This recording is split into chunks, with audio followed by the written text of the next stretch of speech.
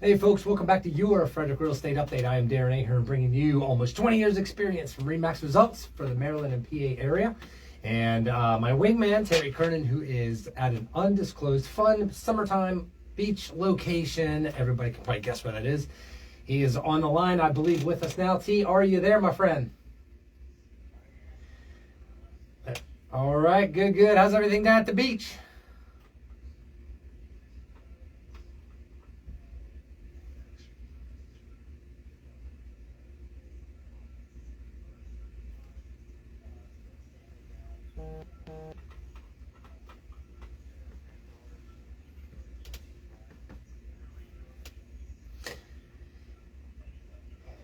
Yeah, it's good. Good as always here as we catch up on things. So let's go ahead and get right on into it of what's happening. I'm just going to do inventory and all that. So 423 is total actives, and so that's definitely down a little bit. Resale is 260. Average days on market's gone up quite a bit now. We're at 32 days is the average of the 485 median average price, and that's come down just a tiny bit. A lot of people may ask, like, Darren, how can that happen? And it just depends. Sometimes it's just things that are below, $300,000 or $400,000 that we get more of those come on the market in a given week versus something that's above the average, and so that just pulls it down a tiny bit. But still, all in all, it's real close always. So 163 is the new construction. 54 coming soon. Terry, this is the one that we talk about a lot. Just can't get past 60, 70 at times. The average in there or get past over 100. 54, 786 pending under contracts right now. And then the solds in the last 30 days is 448 homes, 20 average days in the market. So that is, again, we see that climbing a little bit in retrospect to the delay of what's being offered for sale right now in that average time frame. I did pull out what's single family homes selling in townhouses. So 218 single families have sold in the last 30 days versus 122 townhouses, and the rest are like condominiums, which is usually about 30 or so, or 35 or so, like that. And the average this list of price sold ratio did come down a little bit. It's 100.6, so that came down just a tiny bit. So, and I know for me, I just got a place under contract we just listed 4 or 5 days ago at the asking price. And then I had another one that I was telling everybody about that we did the open house last week. I did get a cash offer on that, and that came in just slightly lower. We knew we were shooting a little bit high, so that came in about 10 lower, which was fine because I was a little nervous about an appraisal issue, and it was cash, and it was like no contingencies, and it's about as clean as you can get, and the terms met everything that my seller needed. So that's what I'm going to talk about today. That is sometimes more valuable than anything in that regard. So, all right, Terry, I'm going to turn it over to you, let you share what is happening this week that you have seen and all that, besides saltwater and seagulls and all that stuff down at the beach and all the fun stuff. So go ahead, tell us what's happening in your world.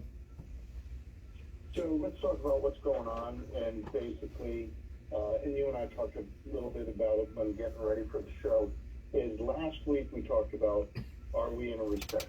Okay, what's going on there? They raised rates 3/4 of a point.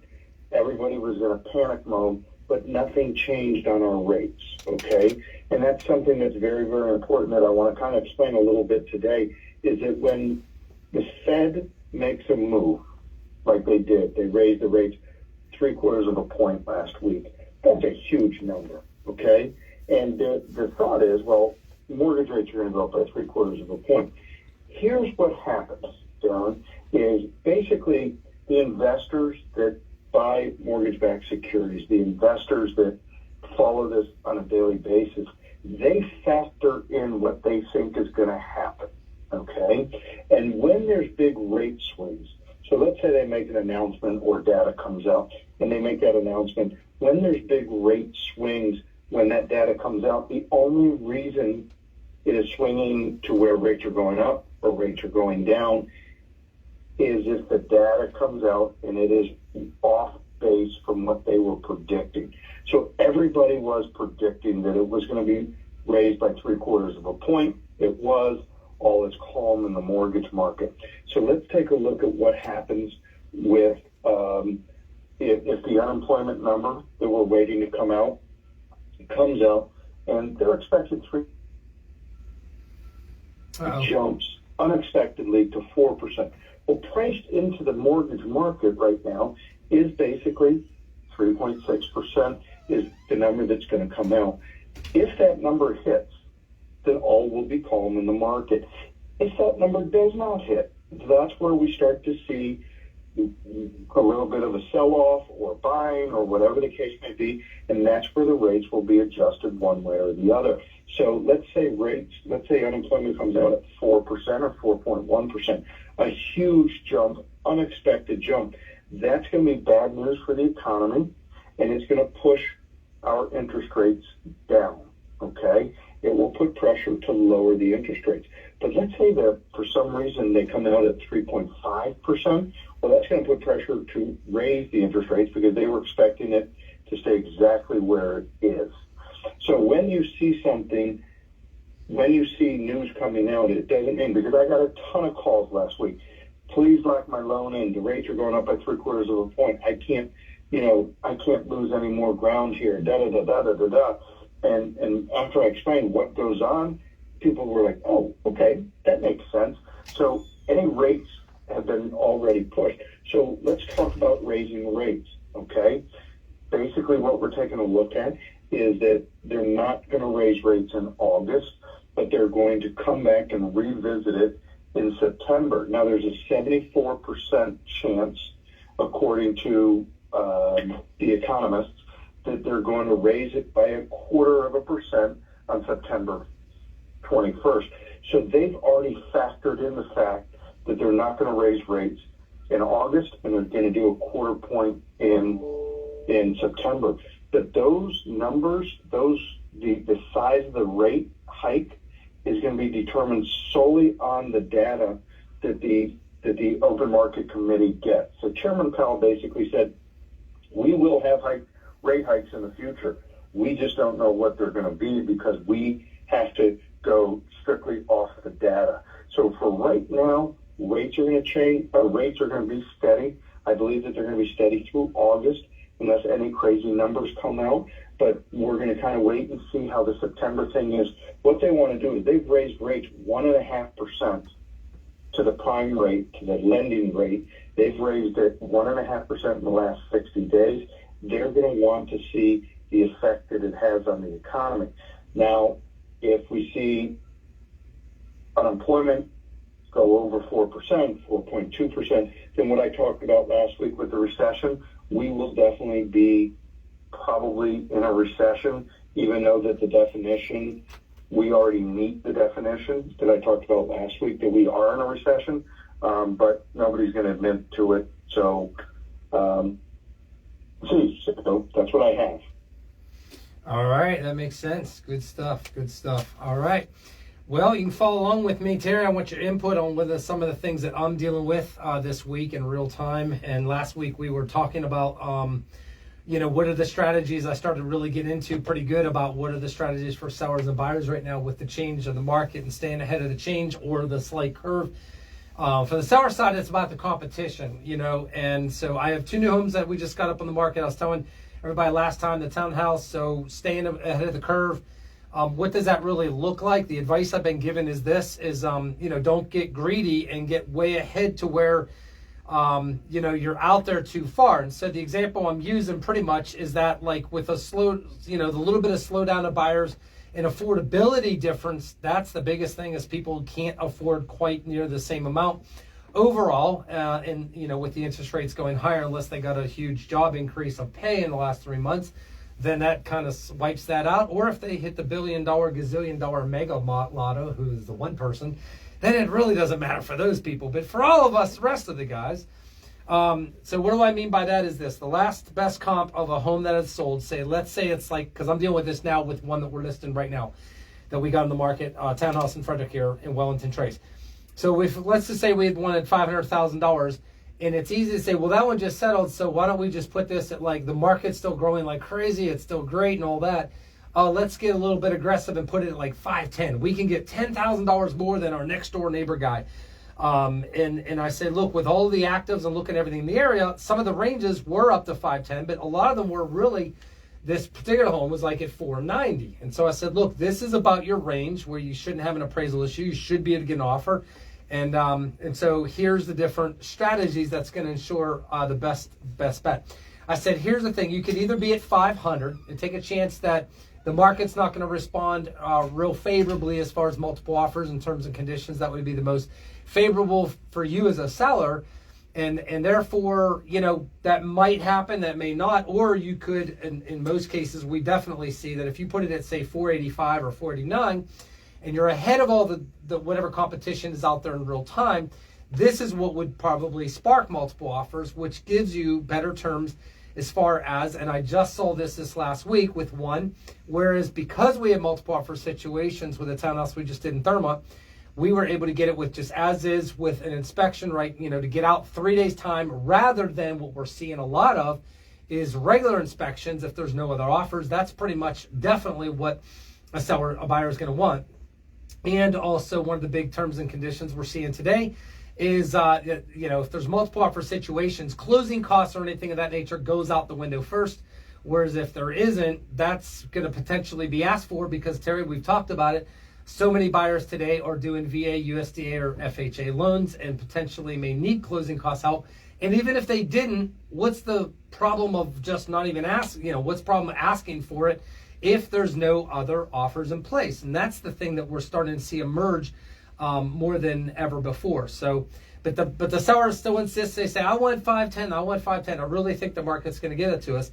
The chances that I tell them is it's slipping away, and I just don't want you to be upset because you get 6 or 8 showings or so and no offers, or if it's over, say, 14 days or the average time of the days on market for that particular area in which you have in that price point. And if you get no offers, unless your condition is much, much better, you're typically going to fall into the same boat and get behind the curve, and therefore your future position is not going to look near as good, because the worst thing you can ever do, I believe, in this market or almost any market, is have to make a readjustment with your value to get more competitive. And so the last thing, Terry, before I share and turn it back over to you, I want to get your thoughts on this strategy, because right now, this morning, 34% of all sellers have adjusted their value downward since they've put their home on the market. 34%. 1 out of all 3 homes right now for sale have already made some type of an adjustment to value. So what are your thoughts on all that? Well, I think that's a good strategy, especially in the market that we're seeing. Is you got to be ahead of the competition. You got to create enthusiasm about your property, and the best way to do it is A, have it in good condition, like you've always talked about, like we've talked about so many times. But B, you got to be competitive. 6 months ago, 510, 520, it didn't matter. Things were going to rock and roll. Now people are taking that step back. The first sign is that we're at 32 days average on the market, okay? That's a big number. So the other thing that you said is more and more people are buying that have FHA, VA, and USDA loans, okay? We've talked about that on the show. When there's not multiple offers, when you don't have 5 conventional contracts to choose from and 2 FHAs, the FHAs really rarely won the deals, okay? So I don't know how many are USDA, but I do know that 23% of the contracts that have been accepted are either FHA or VA, okay? So so FHA and VA, we are starting to see more, and I've talked about that on the show. So as a seller, get ahead of the curve, like Darren says. Also, I think it's very important to keep your eyes open and your mind open if you see an FHA or a VA or a USDA loan. 6-8 months ago, sellers wouldn't even consider that. Why would they consider it? Because the realtors wouldn't push them, okay? Today, it's a different market, and so stay ahead of the curve. All righty, good stuff. The other big thing, Terry, you mentioned a condition, and I just had an appointment I was at this week. It's an estate sale. My heart goes out to the family. I know them well. I've helped one of the family members already with selling and buying a home and such like that. And so, yeah, it's not ever easy with this. And so here the family comes in, you've got the executor of the estates and the family members and such like that come in. And so here I am, looking at everything, all things considered. And so this was a scenario of the condition with this particular place that had not been updated in probably 20, 25 years or so. The big kicker of this place, it's in Warman's Mill. It's a flat, I call it. It's like a rancho flat, single family, type one level living with a basement, which is really popular, of course. And so therefore, because it's great community, the style, the whole 9 yards. The biggest thing is that the paint was in good shape. The flooring, not too terribly bad. Had some hardwood, just need some carpet updates. Don't know if somebody's going to want to go that direction or not. I told them the strategy now is just maybe give instead of flooring allowance, because we know that doesn't speak as well as just giving closing costs. But the big kicker was this. This place had a colossal amount of wallpaper. The master bedroom, top to bottom. I mean, there was so much wallpaper. The bathroom outlets in the bathrooms were covered with the same wallpaper on the outlet covers. That's when you got it going on. That's from the late 80s or earlier, or early 90s. So it was kind of funny. The big question in staying ahead of the curve was a couple things. Number one, on the conditional level is, dollar for dollar, number one, they were like, we are not taking our time and taking all this down and taking weekends and da-da-da. We're going to paint the ceiling and do this and a few other things and walls, and we might get this and this done. I gave them some ideas. And, of course, some of the outside stuff to touch up and power wash and this and that. So these are very cosmetic, easy things to do that the return is sweat equity, we call it, or 200 or 300% in some cases. But the whole thing with this wallpaper thing is always really, really tricky. So I said to them, look, go ahead and get an estimate from my painter guys. Go ahead and get an estimate of what it's going to take to take all this down, because some areas weren't so bad. And they were like, we could probably tackle that. That's just some trim or, whatever. And before we paint, I said, okay. But all the big stuff, the bathrooms and the master bed and all this and that, I thought, well, it does make a huge difference because no one wants to deal with it, number one, personally, and the cost of it is a wild child factor out there. I have definitely learned that. And I said, my painter's really competitive. He's awesome. So Mr. Paintbrush, Jorge. And I said, get an estimate from him. And let's just kind of base it from that point on. And I said, it could be profitable to do. I said, if they can get it done in a day or two, and I don't know, I'm just guessing, let's just say it's $1,000 extra or $2,000, you very well easily may be able to sell for $4,000 or $5,000 more, and it could be over 100% return on the investment, and it's only going to take an extra day or two, which is not usually a real big deal. So those are the strategies I was using in this particular situation, even as an estate sale, which obviously most people just want to clean it up. Do we stage it all? Do we take furniture out? Do we do this, that? We got through all that. But the big thing is, we just need to sell this as is. We're not going to make a lot of repairs in this, that. We just need to go ahead and sell it. So that was the big thing, was the wallpaper stuff. And so we don't see a lot of that anymore, Terry. But it does come up, and so it can go a couple different ways where it's worth doing or not worth doing. And that's why I like to use that as one of the last things to evaluate. And but this one makes a big difference. This was not just one bathroom or one area or trim or this or that. It was quite a bit. So that was one of the things I had dealt with on that. So, but there again, this goes back to buyers are shopping for value more than 3 months ago, because with the higher interest rates and the payments that buyers are having, Terry, I'm learning that more and more they want to just finance it. They'd rather have a place turnkey, paint, carpet, no wallpaper, this, that, whatever maybe. And they don't want to do a lot of updates because a couple things. Number one, they can just finance it. They already know they're paying top dollar, so they can just finance it within the loan of paying a little more for the house. And therefore, we can move in and it's fine, versus doing the work now and having to pay for it now. Because I have learned just a lot of people just don't have the extra money in this hot market still, where it's still not even the norm for sellers to be offering and giving much in closing cost help whatsoever. So what are your thoughts on all that strategy as far as on the conditional side? Yeah, I think that's true. And the funny thing that you brought up wallpaper is I was with some buddies last week, some college buddies, and we were talking. We're all the same age. We all have kids. And one of them said, yeah, I was talking to one of my kids, and they said, how are you doing? And I said, well, I'm busier than a one-arm paper hanger. And the kid who was in her 20s was like, okay, what does that mean? And he just started laughing, and we were laughing about it. And, it's the old saying, about a one-armed wallpaper hanger, that old saying. And then he was just like, yeah, people don't even use wallpaper anymore. Our kids don't even know what it is. So So yes, if you have wallpaper, it's going to be a tougher sell, okay? And don't paint over the wallpaper, okay? That creates a disaster there. So, have it removed, take the time or get it done, because that's one of the things that I think people, when they walk into a house and they see wallpaper, I think that's one of the things, because nobody likes to deal with taking it off, but that's one of the things that really people, when they look at it, they just go, oh. So I agree. Yeah, that's definitely a good thought. It's funny you say that about the wallpaper, because we get that all the time, as somebody will say, can you paint over? And I'm like, well, I think glitter or something. I've heard of something that's pretty good for it overall, but I don't know if I would risk it, because the big thing is, if you have edges and stuff peeling up, and if it's in perfect shape and there's no peeling up anywhere, or no areas like that, or no areas that need glue down or anything from the 70s that has just decided not to stick anymore, which is pretty rare, I found. They made some good stuff back then. 3M had nothing on those guys back in them days.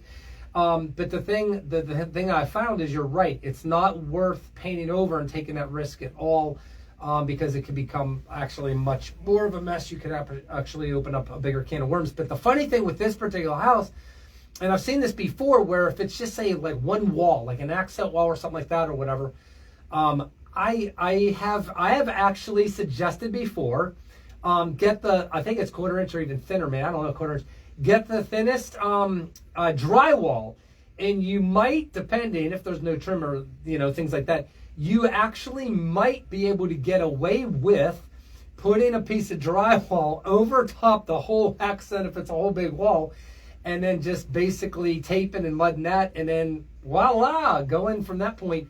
That may be a lot cheaper, faster, easier fix and all that, and then you can barely notice from the wall coming off of it, how much space you've lost. And so maybe that Lewin, that real thin 1/8 or less inch of the wood stuff that we've used before, for almost looks like a paneling, maybe they'll come up with something like that can go over top wallpaper that acts a lot like drywall, if you will. And that's the quick, easiest fix as far as that's concerned. So if anybody invents something like that, you'll probably do pretty well. Well, you'll do good. How's that? So that would be my thoughts on that. So yeah, because like I said, buyers already know they're going to be paying top dollar. They really don't want to deal with a lot of stuff like that. So sellers need to stay ahead of the curve in this market change and shift by being a lot more cognizant of the fact that because the buyers are just demanding that the condition is going to be more in tip-top shape than ever before. Because if not, what they're going to do is, their strategy, I'm finding, is they're just going to wait for their house that, if it doesn't meet the condition that they want, they're just going to wait for something else to come up that's in a better condition overall. So that, I think, is something that we're going to see emerge in the next 6 months quite a bit more. So I just finished with a townhouse update. We just got on the market. The cost to redo everything, doing the carpets and a couple touch-ups. My son, he did all the fixtures and the doorknobs and changes up. This was a funny thing, because a lot of people will say, well, it's got like 15 or 16. It had the brass doorknobs, but it has like updated paint and tile and this and everything else looks really good, and about the fixture. So when we looked at it, I thought, wait a second here. You got to make this all just, like the nickel plate, and make it all, the handles and everything, the hinges, the whole 9 yards. And make it, updated as far as that. And some people would say, well, how much of a difference does that really make?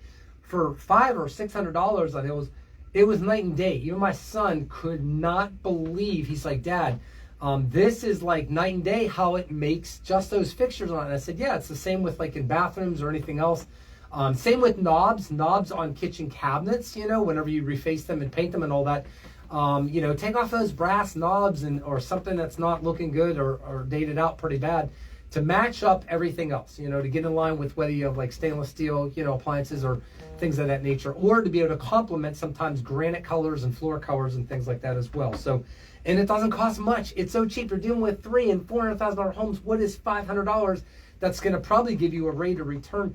I know 3 months, 6 months ago, no, people could have cared less. It was a brass knob, but today, the initial appearance on everything is a really big deal. So Terry, what do you think of that strategy, staying ahead of the curve, changing out just basic fixtures and things right now, rather than doing kitchen remodels or like all new countertops and things like that, and going to that next level, which is when we get into a whole different market sometimes? What are your thoughts on that?